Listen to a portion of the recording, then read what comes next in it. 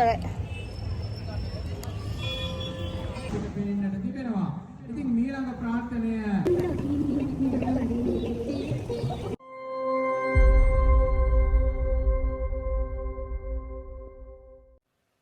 Hi යාළුවනේ, welcome to my Anju Study YouTube channel. ඔන්න අද වෙසක් දවසේ මම ලෑස්තිලා ඉන්නේ පන්සල් යන්න.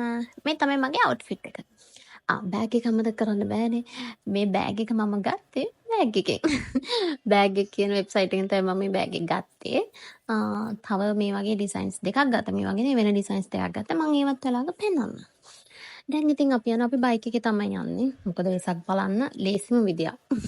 ඉතින් ගර්ටුම අයිස්ක්‍රීම් දන්සල් තියෙනවා ළමයි ඔය දෙකක් විතරයි අපිට සෑහෙන අයිස්ක්‍රීම් දන්සල් හම්බුණා. ඉතින් දන්න අය දන්නවා ඇති මේ ඉන්නේ හක්මන පාරේ. අපි හක්මන පාරෙන් මාත්‍ර පැත්තට යන ගමන්. දන්සල් වලට කට්ටිය ඇස්ත වෙනවා. ඕක තමයි. ළමයි මාත්‍ර බෝධි ඇඟිල්ලක් ගහන්න බෑ සෙනග. මම හරි ආසයි මාත්‍ර බෝධියට යන්න. ඒ වුණාට ඒ වෙලාවේ සෑහෙන සෙනග හිටියා. ඒ නිසා අපි මාතෘ බෝධිය ස්ටික් කරා.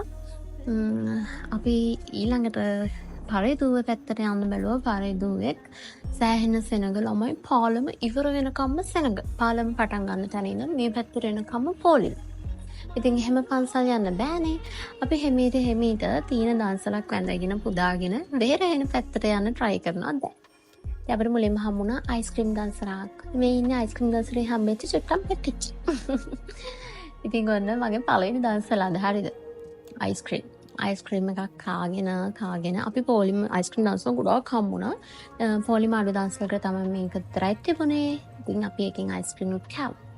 ඊළඟට අපිට හම්බුණා මාළුපාන් දන්සල. ඉතින් ඒක මිස් කරන්න බෑනේ. පොලිමත් ඉක්මනට ගියා. ඒ නිසා අපි මාළුපාන් කන්නත් ආවා.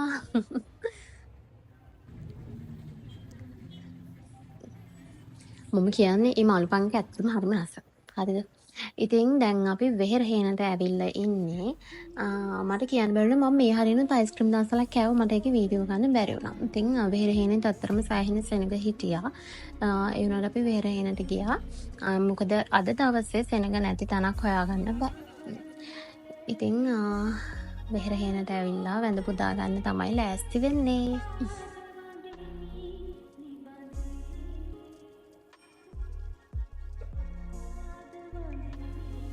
ළමයි දැකලා නැති කට්ටිය ඉන්නවා නම් බලා ගන්න මේ තියෙන වරවමල්. හරිද? මම නම් ඉදා තමයි දැක්කේ. ඉතින් ළමයි බෞද්ධ රටක් විදිහට වෙසක් දවසේ පන්සලේ මේ වගේ සෙනගින්නවා කියන එක පුදුම වෙන දෙයක් නෙවෙයි. ඉතින් මේ වෙසක් සතිය කියන්නේ අපේ රටේ මිනිස්සු ගොඩාක් ඉහළින් සමරන දෙයක්. ගොඩක් බැතිසිතින් සමරන දෙයක්. ගොඩක් අය දන්සල් දෙනවා, සිල් ගන්නවා, වන්දනා ගමන් යනවා. ඒ වගේ ගොඩක් දේ කරනවා මේ සතිය ඇතුළත. ඉතින් මං හිතනවා ඔයාලත් මම වගේ පන්සල් යන්නේ නැති, සිල් ගත්ත අය ඉන්නේ නැති, දන්සල් දීපු අය ඉන්නවා ඇති. ඉතින් ඔයාලත් මේ වෙසක් සතිය ගොඩක් සතුටින් සමරනවා ඇති කියලා මං හිතනවා. ගොඩක් සතුටින් ගොඩක් ප්‍රීතිමත්ව බැතිසිතින් සමරනවා ඇති කියලා මම හිතනවා. ඉතින් මට කමෙන්ට් කරන්න බලන්න ඔයාලා වෙසක් දවසේ මොනවාද ගියේ, කොහෙන්ද දන්සල් වැන්දේ, කොහේ පන්සල්ද ගියේ. මාත් එක්ක බෙදා ගන්න අමතක කරන්න එපා. මම ඔයාලත් එක්ක බෙදාගත්තා වයි.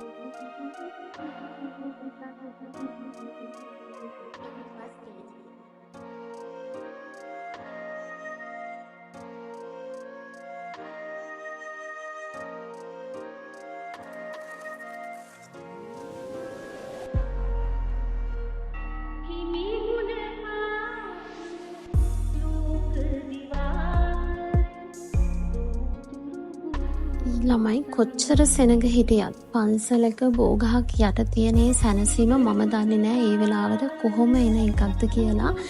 පුදුම සනීපයක් දැනෙන්නේ. ඕන තරම් වෙලා වාඩිලා ඉන්න පුළුවන්. ඉතින් ඔයාලා කවුරුත් වෙරේන ගිහින් තියෙනවනේ. අපි මේ උඩමාළුවට ගියේ නෑ. මොකද මමත් ඕන තරම් ගිහින් තියෙනවා සෙනගෙනට නිසා.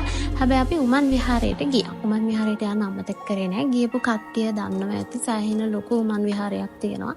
තාක් පරණ චිත්‍ර තියෙනවා. මෙතන ඔක්කොම නැහැ. මං හිතන්නේ එහෙම මං ඔක්කොම පෙන්වන්න එක හොඳයි කියලා.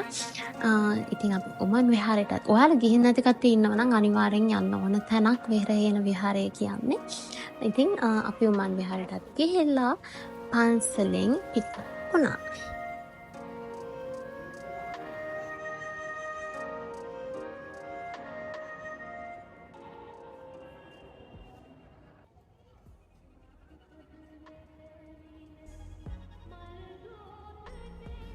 ඉතින් ළමයි පන්සලෙන් එළියට ආපු ගමන් අච්චාරු පෙරේතෙක් එක්ක අපිට හම්බුණා වෙරළු අච්චාරු.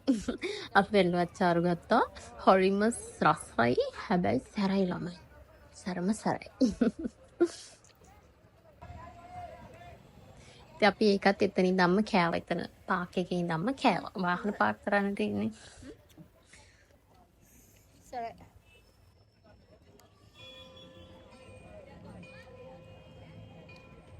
ඉතින් අපි ඒකත් කාලා යන ගමන් දන්සල් වැඳගෙන යන්න තමයි හිතන් ආවේ. ඉතින් ළමයි පන්සලෙන් හිටුවම අපිට හම්බුණා ඒ දැන් විවෘත කරපු දන්සලක් ටූරිස්ට් දන්සලක්. පොලිමේ හිටියේ නැහැ පොඩ්ඩක්වත්. බලන්න ළමයි මේවා තියෙන ලස්සන පාට ගොඩාක් තියෙනවා. හැම තැනම මේ වගේ හරියම ලස්සනයි. අනේ මන්ද ඒක අමුතුම ෆීලින් එකක්. ඔයාලටත් එහෙමයි නේද?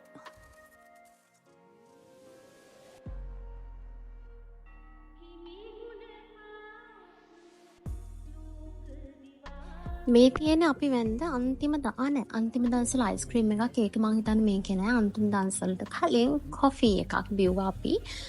කොෆි දන්සලකින් ඊළඟට අපි ගියා තොරණක් බලන්න. ළමයි මං තොරණට වඩා බැලුවේ මල් වෙඩි. ඔයාලත් බලන්නකෝ. එහෙනම් ළමයි මේ තොරණත් බලාගෙනම මං මේ වීඩියෝ එක මෙතනින් ඉවර කරනවා.